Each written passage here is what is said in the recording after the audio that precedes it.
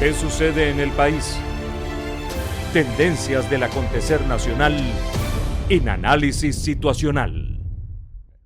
Después del 6 de diciembre, en el chavismo se abrió un amplio y profundo debate sobre las razones de la derrota electoral y los retos para recuperar la mayoría. ¿Tiene el chavismo realmente respuestas para la crisis económica? ¿Podrá el chavismo reconectarse con las nuevas expectativas y demandas de los venezolanos? ¿Cuál es la agenda parlamentaria del Bloque por la Patria? Esta es la situación que analizaremos a continuación. Soy Oscar Schemmel y les doy la bienvenida a este nuevo análisis situacional.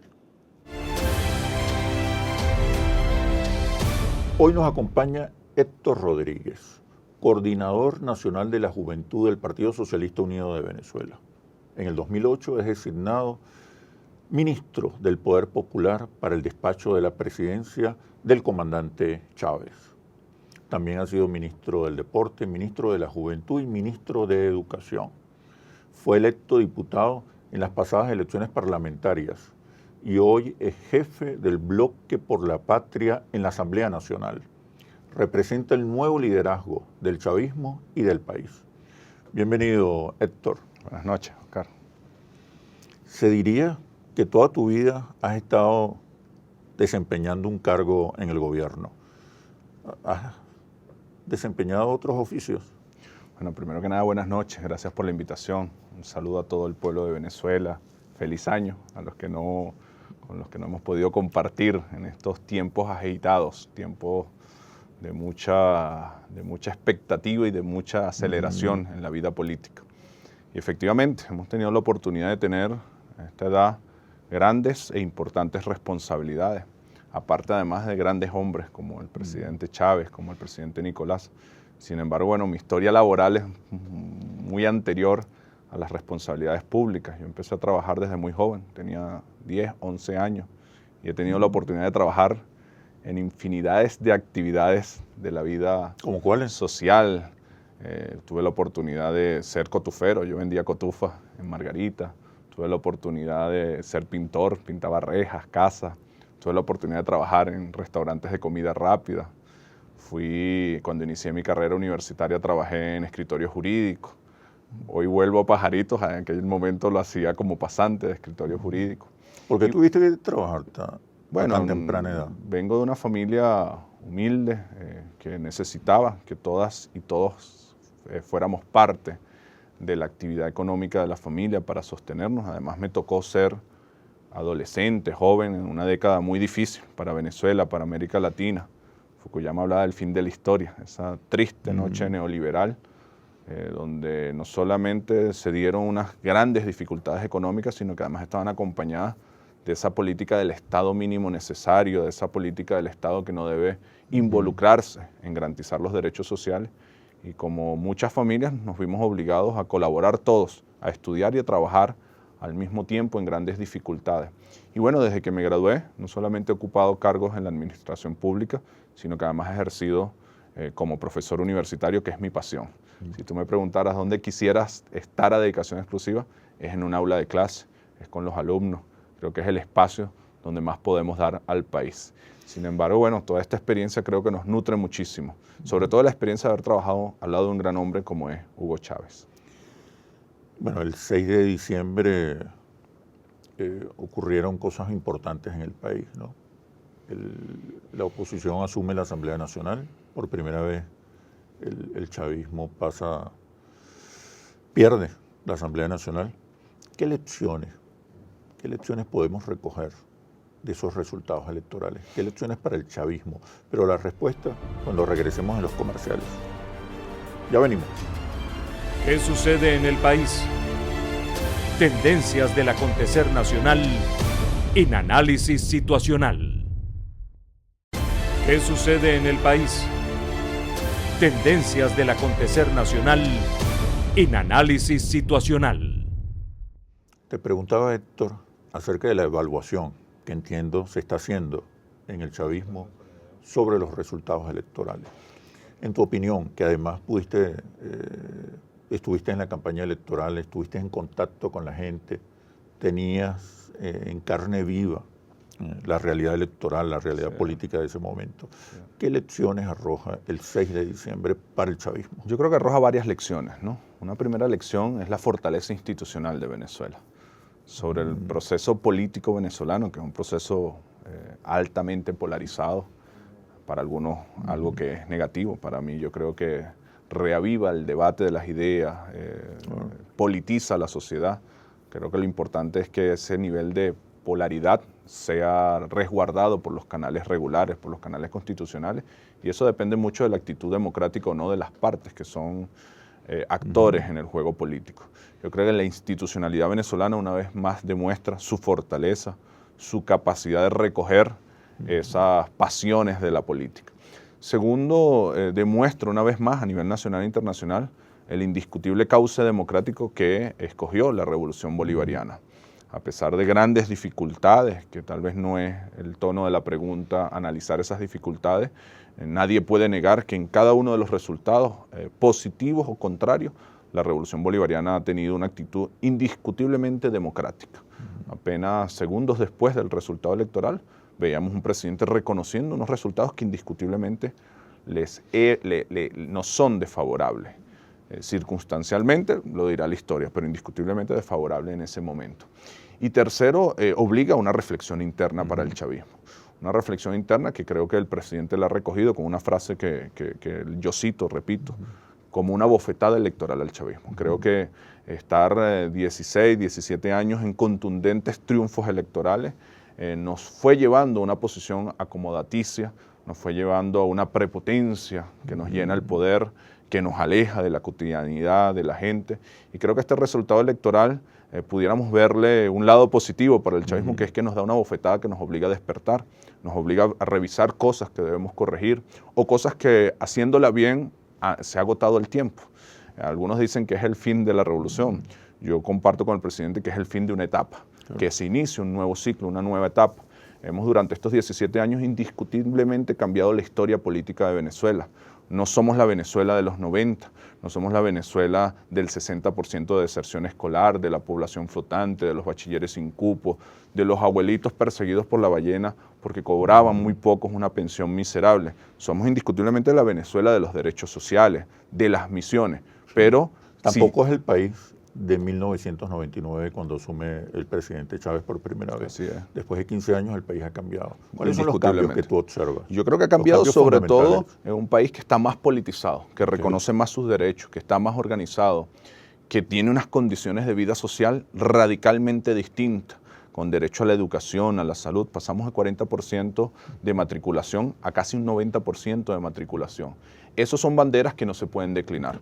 Yo creo que como pueblo, como sociedad, seguimos exigiendo el Estado social de derecho y de justicia que está aplastado en la Constitución. Los resultados parecen demostrar que los programas sociales no se convierten automáticamente en respaldo electoral. Y hacia allá iba. Creo que el pueblo nos está exigiendo mantener esas misiones, esas políticas sociales, pero como toda sociedad tiene derecho a exigir más. Y yo comparto esa visión. Yo estoy muy satisfecho con los logros que hemos alcanzado en estos 17 años, el 1 millón de viviendas, los 3 millones de pensionados, pero no estoy conforme. Claro. Tenemos que lograr la universalidad de esos derechos, la universalidad del derecho a la educación, a la salud, a las pensiones, pero además tenemos que exigirnos más. Nosotros dábamos un debate desde el Ministerio de Educación, sí, educación para todos, pero de la mayor calidad posible, que tribute a un país productivo, que tribute a un país que aspira más. Y yo creo que eso es un poco, va como en dos, yo resumiría en dos direcciones. Las formas, los modos de hacer la política, de cómo me acerco a la gente, de cómo escucho, de cómo construimos colectivamente, retomar esa idea originaria de la democracia protagónica, que no es protagónica para consultarte qué hacer, es para consultarte qué hacer, es para que lo hagamos juntos, es para que lo evaluemos juntos, y en la otra dirección, la exigencia de ir más allá de lo que hemos logrado hasta ahorita. ¿Se desconectó el chavismo de los sectores populares? Bueno, yo creo que los resultados demuestran... Le falta actualizar el proyecto, actualizar el discurso. Yo creo que los resultados demuestran una gran conexión con los sectores populares.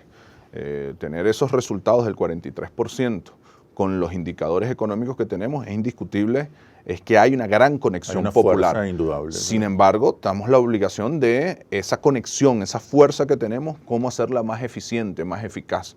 Hay un sector, desde mi perspectiva, tú ves los resultados electorales de la última elección presidencial y en esta, pareciera indicar que la oposición no tuvo una gran capacidad de crecimiento a pesar de los indicadores económicos. Pero hay un sector de población que te está diciendo, epa, revisa cómo me estás hablando, cómo me estás escuchando, cómo me estás convocando, cuáles son nuestras prioridades y cuál es la nueva etapa. ¿Está bien? ¿Esa nueva etapa en qué consiste? ¿Cuáles son los signos, las señales de esa nueva etapa? Yo creo que va en dos direcciones. Primero, resguardar lo que hemos logrado hasta ahorita. Creo que la mayoría del pueblo quiere seguir garantizando el derecho a la vivienda, a la pensión, a la educación, a la salud. Los resultados demuestran que también los venezolanos piensan que no está en riesgo, que no están en riesgo las conquistas. Bueno, hay que revisarlo, pero indiscutiblemente, más allá si ven o no ven un riesgo, creo que la mayoría de los venezolanos quiere mantener el sistema de emisiones, el sistema de la política social, el Estado social de Derecho y Justicia, es una primera dirección. Esta nueva etapa tiene que resguardar lo que hasta ahorita hemos logrado. ¿Qué otras señales hay? Y la segunda, la otra característica de la segunda etapa es que tenemos que ir hacia una política que garantice mayor eficiencia, mayor eficacia, mejores resultados, más convocatoria. Mira, nosotros cuando llegamos al gobierno, los indicadores te decían que tú tenías más de un 30% de pobreza extrema. Hoy los indicadores del INE te dicen que tienes un 5% de pobreza extrema. Es decir, hay un sector de la sociedad que ha resuelto parte de sus condiciones materiales, acceso a la vivienda, al alimento, a la educación. Bueno, ellos están aspirando a crecer, a fortalecer su política, a una política de seguridad, de estabilidad económica. Yo creo que es una lectura correcta. El presidente Chávez en el 2012, en octubre lo planteaba en el golpe de timón. Ya había anunciado el inicio de un nuevo ciclo donde la eficiencia, los resultados, el seguimiento de la gestión iban a ser la bandera fundamental. Y yo creo que ese discurso del presidente Chávez en el golpe de timón, que tenemos que revisarlo, releerlo, marca las características de lo que va a ser la nueva etapa de la revolución bolivariana. ¿No entendió ese mensaje, no asumió ese mensaje? ¿Qué pasa con el liderazgo del chavismo? Bueno, yo creo que el liderazgo del chavismo está en un proceso de renacimiento, que no es un tema de cambio de caras, es un tema de revisar los métodos, de readaptarse a la nueva realidad sociohistórica, de readaptarse a la realidad de que la presencia física del comandante no está y eso nos obliga a rehacernos, ¿no? Y además le ha tocado ese momento histórico con un juego geopolítico que no puede sacar del análisis. Tú tienes, hasta el Papa lo ha dicho, un reacomodo geopolítico territorial que nos está afectando. Uno puede decir, bueno, hay muchas cosas que debemos hacer mejor en la economía, pero hay un hecho contundente. El petróleo pasó de 100 a 21 dólares. Y eso está en un conjunto de acciones que no dependen directamente del liderazgo nacional, sino que depende de un conjunto de variables geopolíticas internacionales que hay que analizarlas, que se han cruzado los tiempos. Entonces yo creo, por el contrario, que el liderazgo ha logrado atravesar esa dificultad geopolítica que nos afecta de una forma muy reconocible y que a partir de esta circunstancia, de este resultado electoral, tenemos que afinar cómo somos más eficientes, cómo somos más eficaces, cómo convocamos permanente al pueblo, cómo escuchamos a la totalidad y le hablamos a la totalidad. Son debates internos que tiene que hacerse el chavismo. No ha pasado mucho tiempo ya y no se ven resultados, soluciones. Bueno, yo creo Desde que el 2012 hasta hoy. También hemos tenido una oposición que en estos 2-3 años no ha permitido la posibilidad, ¿no? Yo siempre recuerdo algo que, bueno, luego lo tendremos que escribir en la historia. Luego del resultado electoral de las municipales, las elecciones municipales, donde el chavismo gana más del 70% de las alcaldías, con una brecha también de votos considerable. Lo primero que hizo el presidente Nicolás Maduro fue abrir las puertas de Miraflores. A Miraflores entraron todos los alcaldes, chavistas y opositores, entró Fedecámara, entró las empresas Polar, o sea, entraron actores que indiscutiblemente en la diatriba política habían confrontado radicalmente. Eso fue diciembre, principios de enero. El 23 de enero había un sector de la política venezolana convocando una acción política. Entonces, bueno, el tiempo también tiene que ver en cómo nos ha hecho perder el tiempo algunos actores de la sociedad venezolana que consideran que la partida física del comandante les da la ocasión histórica de hacer una caída y mesa limpia. La historia ha demostrado que lo que nos han hecho es perder el tiempo y han colocado en la historia venezolana tristes momentos. El degollar un motorizado, intentar quemar un Simoncito, son las formas políticas que la mayoría de los venezolanos rechazamos. Ojalá esta circunstancia, esta mayoría, yo no me canso de repetir en la Asamblea Nacional, no vuelva a ser una pérdida de tiempo. Hasta ahorita hemos visto debates algo estériles que no conectan con la necesidad, con la realidad que está viviendo el ciudadano común. Con los problemas. Con los problemas cotidianos de la gente. Yo creo, por el contrario, creo que el discurso, la acción que está haciendo el presidente, un discurso que dio en la Asamblea Nacional muy autocrítico, estas acciones de convocar a la mayoría, vamos a producir, se ha agotado, la ruta de la renta petrolera, se ha agotado la ruta de transición, hay que reconstruir una nueva ruta, es el camino correcto y nosotros vamos a acompañar al presidente en esa dirección. Ojalá la mayoría de los venezolanos comprendamos eso y acompañemos para salir de estas circunstancias económicas en las que nos encontramos. ¿Cuáles son las amenazas que hoy se le presentan a la Revolución Bolivariana como minoría en la Asamblea Nacional, con los problemas que acabas de describir que afectaron el triunfo electoral del chavismo? Pero la respuesta, por favor, después de los comerciales. Ya regresamos. ¿Qué sucede en el país? Tendencias del acontecer nacional en análisis situacional. ¿Qué sucede en el país? Tendencias del acontecer nacional en análisis situacional. Te preguntaba, Héctor, acerca de las amenazas actuales para el chavismo. Yo creo que esta nueva etapa la podemos resumir en 3 grandes retos. El reto del método, cómo nosotros hacemos las cosas con la gente, siempre con la gente, escuchando, trabajando, aceptando la crítica, no permitir que la prepotencia del poder nos desconecte nuevamente. Segundo, el reto de la eficiencia. Y yo diría la eficiencia en 3 cosas concretas. Hacer un país más seguro, hacer un país donde la gente viva con dignidad, derecho a la vivienda, a la salud, a la educación, a la alimentación, y hacer un país productivo. La eficiencia en 3 cosas concretas.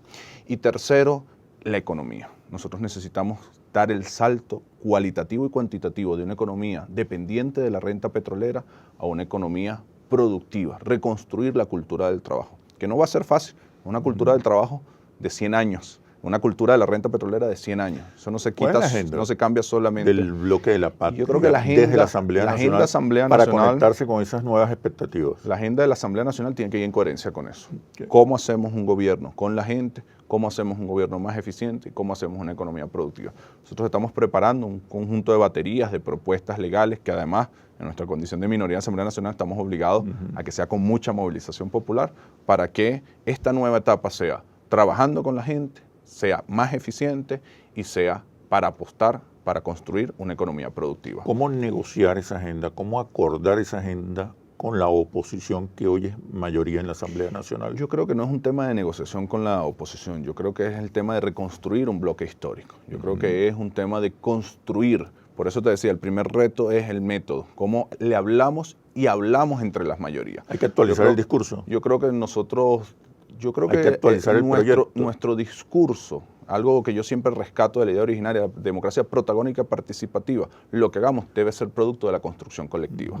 Más allá que actualizar es cómo permanentemente la mayoría de los actores sociales estamos en la vanguardia de construir ese proceso. Pero hay una realidad, la oposición es mayoría y decide qué va y qué no va. Mayoría en la Asamblea. Aquí hay un país que es el que decide, que es el soberano. Y ahí la juventud tenemos un gran reto. Nosotros estamos atravesando un bono generacional. Es la juventud más formada en historia republicana. Así que los jóvenes tendremos la gran responsabilidad de dar este salto cualitativo. Yo estoy confiado que para el tricentenario de Miranda en el 2050, Venezuela va a ser una Venezuela donde todas y todos vivamos con dignidad, una Venezuela productiva, una Venezuela segura. Pero la tenemos que construir nosotros. Y nosotros asumimos esa responsabilidad a plenitud. ¿Cómo van a enfrentar si la oposición asume una agenda para sabotear las decisiones, las propuestas con con un país movilizado, hablándole a las mayorías, el poder popular, convocando a los estudiantes, el poder popular, la ciudadanía? Yo creo ¿con qué discurso vas a convocar? Que el trabajo nuestro es escuchar y tratar de que nuestra voz sea la voz de la mayoría del pueblo venezolano. ¿Con qué discurso vas a convocar a esa mayoría que te dio la espalda el 6 de diciembre? Bueno, yo creo que nuestra vocería tiene que ser la vocería de la mayoría del pueblo venezolano. Analizar los resultados electorales fuera de una evaluación de contexto geopolítico, fuera de una evaluación de resultados históricos, sería un error. Es una fotografía el 6 de diciembre que tenemos que reflexionarla con mucha paciencia. Le hablaron solo revisar, a los reconstruir, durante la campaña. Pero yo no tengo la menor duda que el chavismo es una fuerza histórica, simbólica, una fuerza que además representa a las mayorías de este país y que desde la construcción de un Estado que garantice los derechos sociales, un Estado que defienda a los ciudadanos, un Estado que genere igualdad, justicia social, ahí se siente representada la mayoría. Así que las razones históricas que nos acompañan al proyecto que defendemos es el proyecto de las mayorías. ¿Cuáles son las nuevas audiencias que quieren conquistar, que deberían conquistar? No, yo creo que la ciudadanía. Fidel decía una frase muy Los ciudadanos, clases medias, profesionales, sectores productivos. Fidel decía una frase muy certera a Chávez, en algún resultado que la oposición sacó 5 millones de electores. Venezuela no tiene 5 millones de oligarcas. Bueno, Venezuela no tiene 7, 8 millones de oligarcas. Nosotros tenemos que hablarle a las clases medias populares, a los trabajadores, a los estudiantes, a las mujeres, que son, en fin de cuentas, los hombres y mujeres que nosotros defendemos. Nosotros estamos aquí por la mayoría del país. Estamos defendiendo las ideas históricas de Bolívar, de Chávez, que son las ideas de la mayoría de los ciudadanos. Bueno, Héctor, muchísimas gracias por ti. este análisis situacional. Y ahora las conclusiones. Comienza una nueva etapa política en Venezuela. Emerge un nuevo sujeto social histórico, hijo de la revolución y del proceso político de los últimos 20 años. Surgen nuevos liderazgos, nuevas banderas y nuevas expectativas. Es el tiempo de los resultados. El pasado ya no es suficiente para convocar a las mayorías. La clave está en el futuro. Es necesario actualizar el discurso y renovar las propuestas. Los jóvenes son los protagonistas de esta nueva etapa. Así culmina este análisis situacional. Los invito a seguirnos por nuestras redes sociales @interlaces y @asituacional o visitar nuestra página web interlaces.com. Soy Oscar Chemmel y los espero en un próximo análisis situacional. ¿Qué sucede en el país? Tendencias del acontecer nacional en Análisis Situacional.